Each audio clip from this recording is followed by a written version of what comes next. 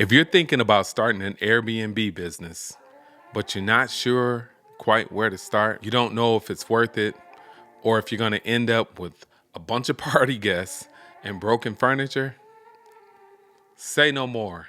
I know exactly how you're feeling. I was there too. What up, though? Welcome to AirBnthaD. I run an Airbnb business here in Detroit. And in this video, I'm breaking down exactly what Airbnb hosting is, how it actually works, and most importantly, what the money and the flexibility really look like. And we'll talk about some myths that keep people stuck on the sidelines. By the end of this video, you'll know if hosting is actually a good move for you, and you'll understand the full process from listing to checkout. If you're new here, this channel is all about real-life Airbnb hosting from the perspective of a host in Detroit. The good, the bad, and the profitable. So if you want to follow the journey, avoid beginner mistakes, and turn your place into a guest-ready space that actually books, make sure you hit subscribe so you don't miss the next videos. Section 1. So first thing, what even is Airbnb? Airbnb is an online platform that connects people who have space like a spare bedroom, an apartment, or an entire house with people who need a place to stay for a short time. Think of it as a modern version of a hotel marketplace, but powered by everyday hosts like you and me instead of the big hotel chains. Now, this didn't just change where people stay. It completely shook up the hospitality industry. Before Airbnb, your only real options were hotels, motels, and maybe like a bed and breakfast or something like that. Now, you get the option of staying in a renovated loft in downtown Detroit, a cozy basement unit in the suburbs, or a historic home in Corktown. You know what I mean?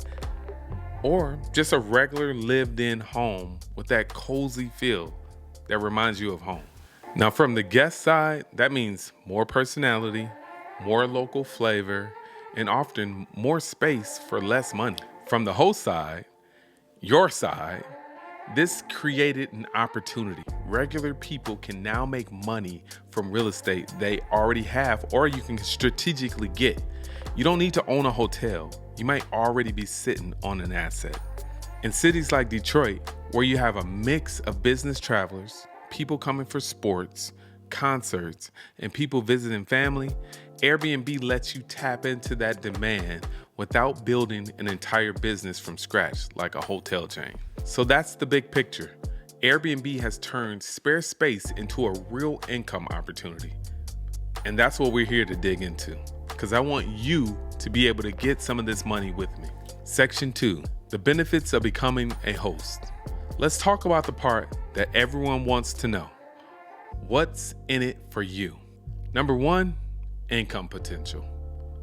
The income potential that you can make in Airbnb-ing a property versus traditional renting a property is like 10x.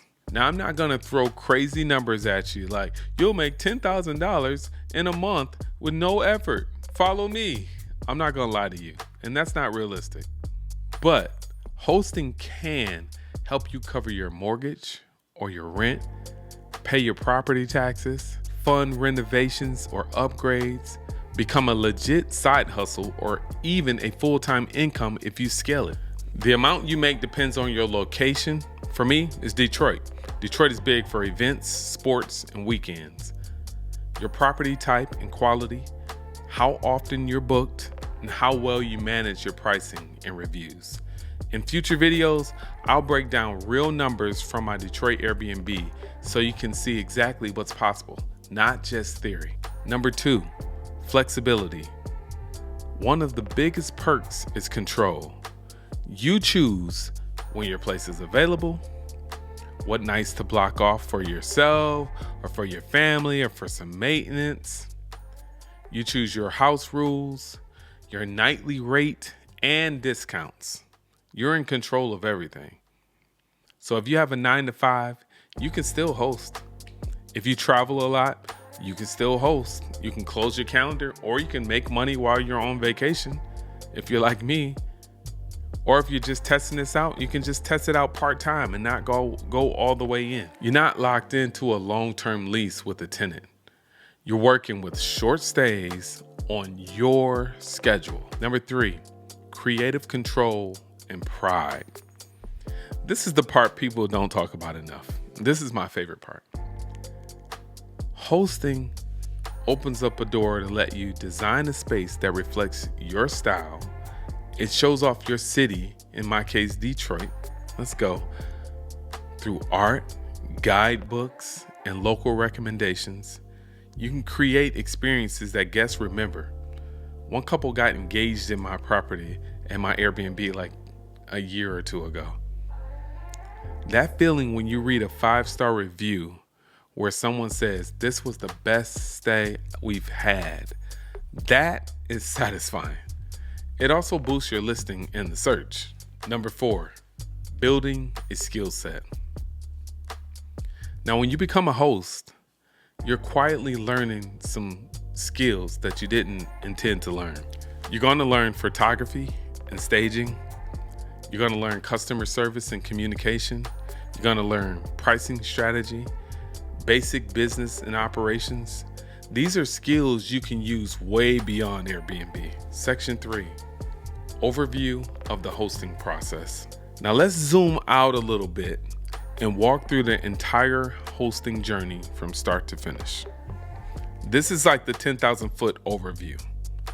In future videos, we'll go deeper down into each step. Step 1, you gotta prepare your space. Before you even open the app, you need to decide what kind of listing you're offering.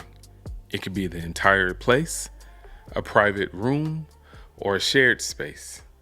You want to make sure it is clean, safe, and functional. Handle basic safeties like smoke detectors, carbon monoxide detectors, first aid kits, and secure locks. If you're in Detroit like me, think about it. Security, guests love that. Guests love feeling safe. Parking, clarify where they can park. You want to have clear, easy instructions for entering the property year-round. Step 2, create your listing. Now, this is where you actually set up your listing inside of Airbnb.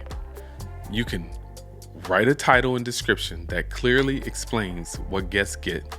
Choose amenities you offer like Wi-Fi, stocked kitchen, washer, dryer. Upload photos. This is huge. Good photos equals more clicks equals more bookings. Set your house rules to no parties, no smoking, or quiet hours if that's what you want. This step basically is your online storefront. People are scrolling fast, so how you present the space matters a lot. We'll do a full video just on listing optimization to get you right in the Superhost category out the gate. I've done it before and I can do it again. I've been very successful. I'll show you my stats on Airbnb and you'll see that I'm in the upper percentile of all Airbnbs in Detroit. Step 3, set your pricing and availability. This is such a key step, and I'm gonna just give you this jewel right now. Don't just set your pricing based on what everybody else has in the area. If you use AirBnthaD, which is a tool that works really good for Airbnb, and it gives you a baseline of where to set your pricing at. If you use AirBnthaD, I'll just say they told me to charge like half of what I charge per night from the get-go, from start. And I was like, yeah, I'm not charging $167 for this place. I put too much work in it. I think it's nice. I think it's cool. Everybody that sees it says it's cool. I'm going to charge a little more. And I charge like $330. And consistently, boom, boom, boom, boom. Every weekend, I'm getting that. Now, if I lowered my price, could I get like middle of the week stays? Probably. But I also don't really need that. You know what I mean? Like, I'm not trying to overfill this place. I'm just trying to keep it going like it's going. Like it's successful. wildly successful. So you get to decide your base nightly rate, your weekday and weekend pricing, your cleaning fees, if you want to charge that. We'll go into that in a future video. You get to decide if you want to give someone discounts for weekly or monthly stays, which days you'll be open for bookings. When you're starting out, a lot of new hosts underprice or overprice.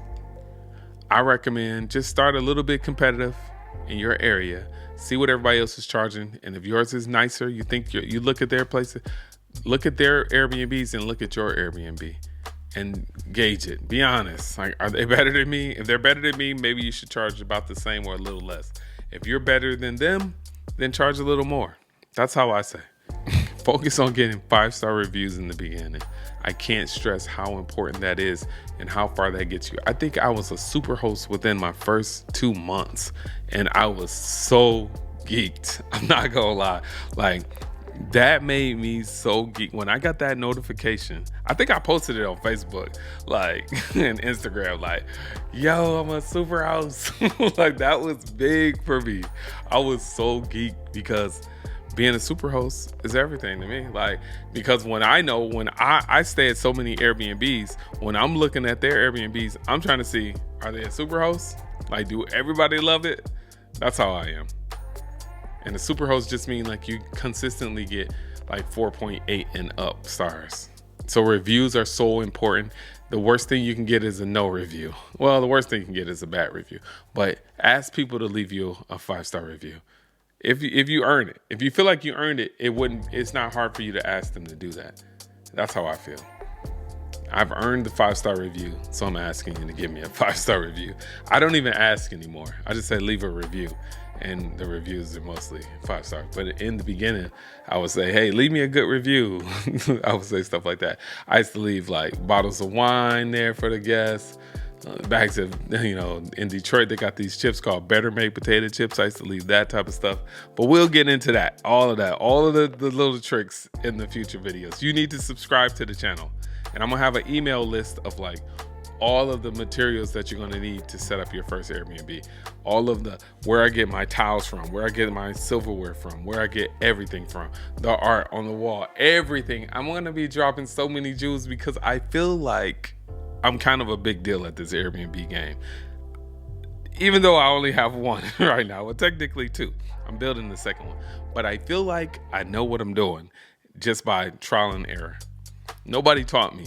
One person. Nobody. Let's just keep it at nobody taught me. Again, in the future videos, we're going to go through so many things. I'm going to teach you so much. And I think one day a week, it's just going to be about Airbnb stories. I'm gonna tell a couple stories, and it's gonna be just some funny stories. You learn a lot. You have some good experiences being an Airbnb host. It's fun. It really is fun. Step 4, guest booking and communication. Now, once your listing is live, guests can send you questions pre-booking. They can request to book, or they can instantly book if you have that feature on. We'll talk about that later. I know it seems like I just keep saying, we'll talk about it later. We'll talk about it later. But there's so much, and I will take you step by step through it. It's going to be easy. I promise. And worth it. I promise. Now, once you get to the point where you're getting messages from guests requesting to book your place, your biggest thing to do is respond quickly. This is not someone texting you trying to date you. This is not that game. This is not, I'll wait till tomorrow to respond. Respond immediately. Respond immediately. As soon as you see it, it's going to be in the form of a text message on your phone. When you get that message, look at it, respond to it. It helps you tremendously. Just think of, it's all about being considerate. If you're on the other end of that message and you want to book a place and you stop and your place, get their attention, and you say, hey, I'd like to book your place, and then the person don't respond to you for a day. What are you going to do? Are you just going to sit there and wait? Or are you going to also have a plan A, plan B, plan C, plan D?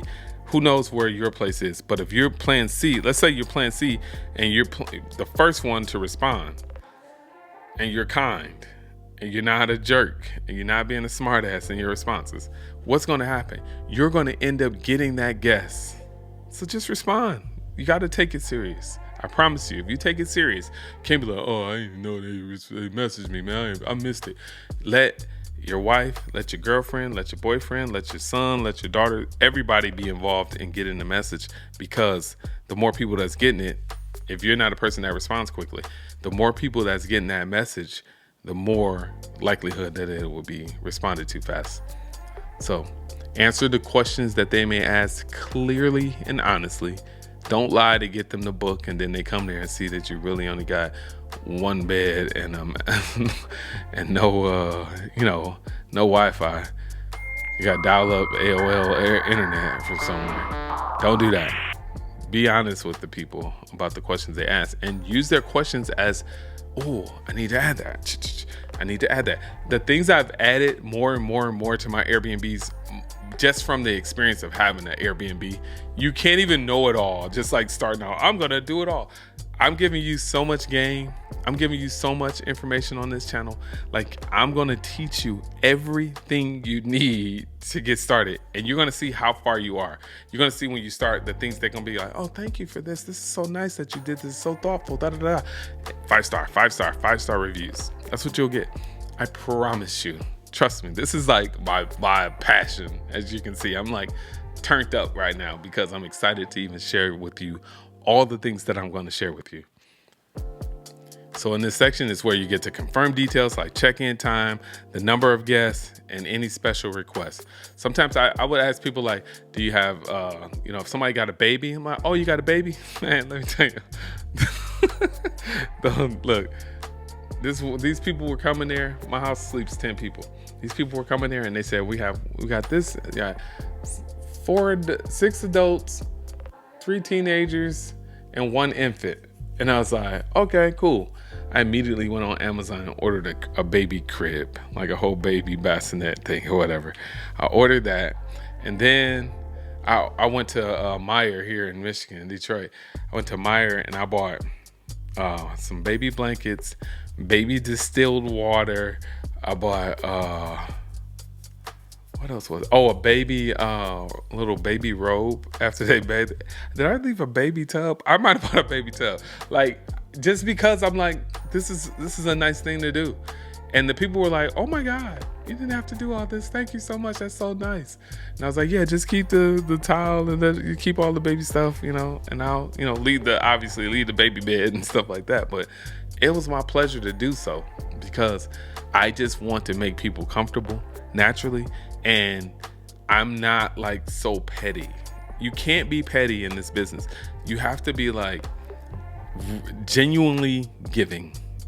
That's why it's so perfect for me. And I'm not trying to flex, but that's just who I am. I'm genuinely giving. So for me to give something to somebody and it makes them smile, I'm like I love that. I really get a thrill from that. I do. So if you're that type of person, this business is for you. Now, if you a stingy Grinch, this is not for you. You are gonna be like, you're gonna be like, if somebody might break your toilet tissue holder or something like that, and you're gonna be like, you broke my toilet tissue holder. You owe me $11. Like, really? $11? 11? Like, is it worth it? If they say, hey, I broke your toilet tissue holder, you could just be like, oh, don't worry about it. No big deal. You can get those things. I mean, come on, what's that? It's nothing. Like, that's not nothing to, sometimes you gotta give, just give. Giver's gain. Keep that mentality of giver's gain. So in that whole section, that's the section where you set the expectations. Clear communication before they arrive usually means fewer problems during the stay. The more clear you are in the beginning, the better you'll be during the stay. The better they'll be during the stay. Step 5. Check in and the stay. Before arrival, send a detailed check-in message, address, the parking, door code, Wi-Fi, how to find the unit, how to find the house. If any quirks, if the door does this, when you open it, you got to jiggle it or whatever it is, just talk to them about it in that moment. And optionally, you can share a digital or printed house guide with rules and local recommendations for food and whatnot. During the stay, you want to be reachable But you don't have to be glued to your phone. Just turn your phone on ring. If someone messages you, if there's a unique message sound from Airbnb, when they message you with anything, you just respond to them the best you can. Do what you can to help them. Remind me to tell you the story about the time that some guests couldn't check in. They couldn't get the lockbox figured out. Whew. Remind me to tell you that story. I can't wait to tell y'all that story. I got stories. All right. Step 6, checkout and turnover. On the day of checkout, keep it simple. Have simple checkout instructions like take the trash out, place used towels in one spot in the bathroom, and lock the door when you leave. Close windows, lock the door. That's all you got to do, and thank them for staying. After they leave, you or your cleaner go there and reset the place, clean it all up really good. It's so important to have a good cleaning person. Like, I got the best cleaning person ever. If you have a good cleaning person, that goes such a long way. Like, my cleaning lady, she tells me, like, when there's stuff needed, hey, we're running low on toilet tissue, we're running low on body wash, we're running low on shampoo, we're running low on this and that, and all those things might seem a little bit overwhelming to you, like, dang, I gotta buy that too. Trust me, first of all, most of these things are write-offs.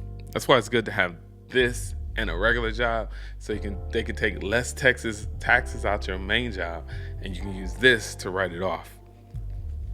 But you'll see, I'll teach you. I got you. You here now. You made it. You made it to the right one. I'm gonna teach you about Airbnb. So, but after you restock supplies and do what you got to do, and it's like, boom, the next guest is coming. Like, and that's a great feeling. When one guest leave, boom, you clean up, next person coming, bam, another one. You're getting that money again, like that. It's clutch. I'm not gonna lie, that money be coming in clutch. So after they leave, reviews, right? Now, Airbnb is a review-driven platform. That's how it works. If you're getting bad reviews, nobody's gonna want to book to you. Or if you're getting bad reviews as a host, nobody's gonna want to come stay at your place. After the stay, you leave an honest review for the guests. And I recommend you do this when they have left. You come into your place and you check everything out. You're going to see things, I'm going to just give you this bit of information in advance. In Detroit, my Airbnb that I book is 99% of the time when people leave. No, let me say 98. 98% of the time when people leave, I walk in there and I'm like, did I have a booking this? I had a booking this weekend, right? Like, what happened? Like, it looks like nobody was even there. 98% of the time. If I don't see like greasy handprints or, little something spilled on the countertop in the kitchen, if I don't see that, I wouldn't even know. Or I have to go upstairs, look at the beds, and see if they were slept in. That's the only way I know if people were there sometimes. People leave the house so clean. People don't really do. I don't know. All I can say is don't bring that energy to yourself. Like, for me, I just always think like bad things don't happen to me. So it's just like, why would I be looking forward to it? Like, bad things don't happen to me. I'm just like, things always work out for me. That's my mindset all the time. So that's just how I think. And if you're thinking like, oh, they're gonna trash the place and they're gonna do this, don't be surprised if it happened, because you're like, that's what your energy is on. But I say, I know that is a possibility, but it's a very low probability. So why not focus your energy on the high probability and your thoughts on the high probability, which is that people gonna treat your place just fine. In the beginning, I was hella nervous about how people were gonna treat my space, but again, 99% of the time, people are just fine. Like, even though I got one bad story and I'm not going to tell it right now, I'll tell it later. I'll tell it when we get to 100 subscribers.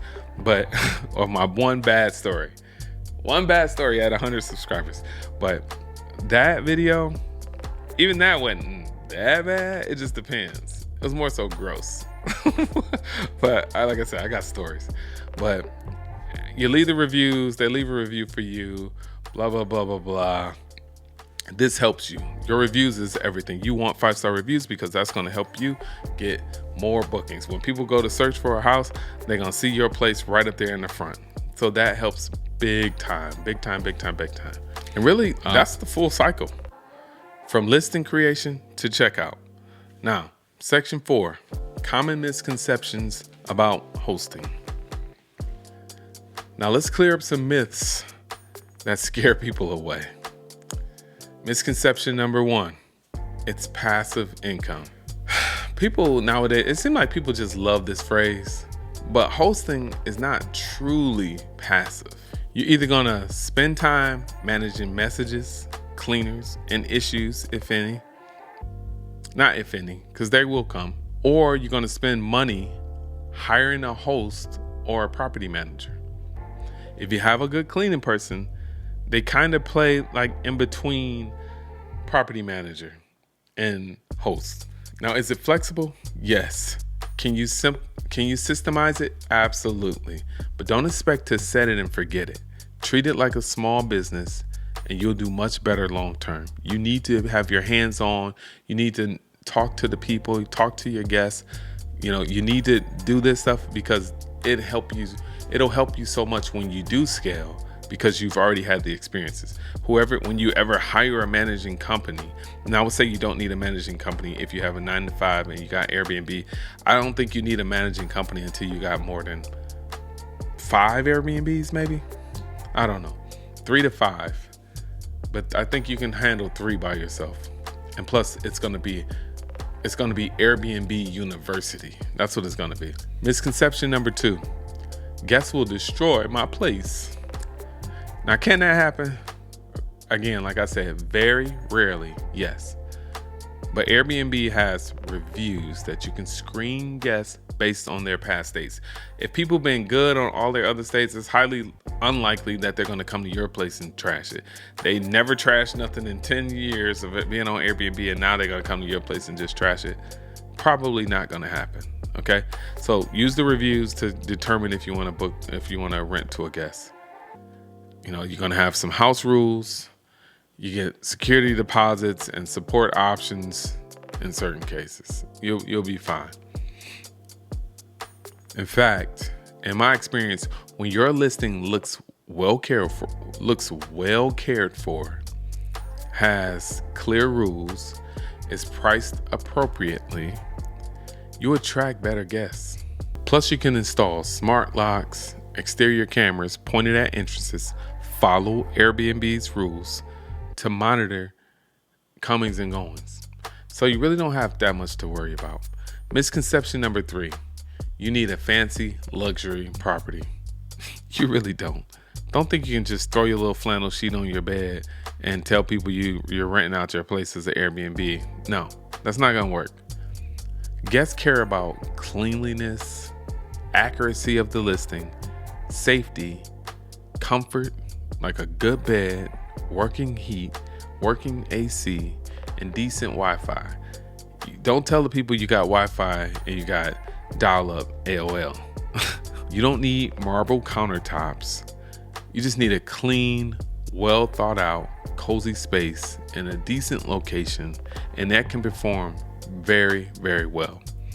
Misconception number 4, it's too complicated to start. I completely disagree. There are a lot of moving parts, local regulations, setting up your listings and cleaning and operations and blah, blah, blah, blah, blah. But you don't have to learn everything at once. I promise you, you will learn as you go.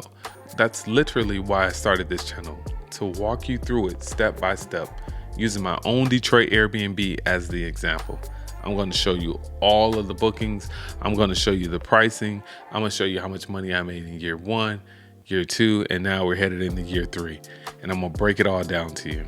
And you'll see, it's quite profitable. So you now should have a clear, big picture view of what Airbnb hosting is, why it's such a big deal in the hospitality field, what the benefits are, and how the whole process works from listing to checkout.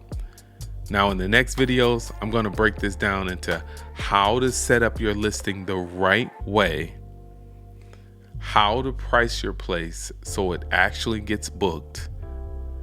And eventually, I'm gonna give you guys the real numbers from my Detroit Airbnb so you can see what this looks like in real life.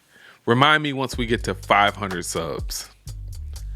If you found this helpful and you want to go from curious about hosting to actually getting your first booking, go ahead and hit the subscribe button, turn on the notifications, and drop a comment. Tell me where your future Airbnb is going to be and where it's located and what stage you're at. If you're just thinking about it, setting it up, or already hosting, if we can talk, we could be so helpful to one another. I'll be checking the comments and using your questions to plan future videos. Thanks again for hanging with me on AirBnthaD, and I'll see you in the next one. Peace.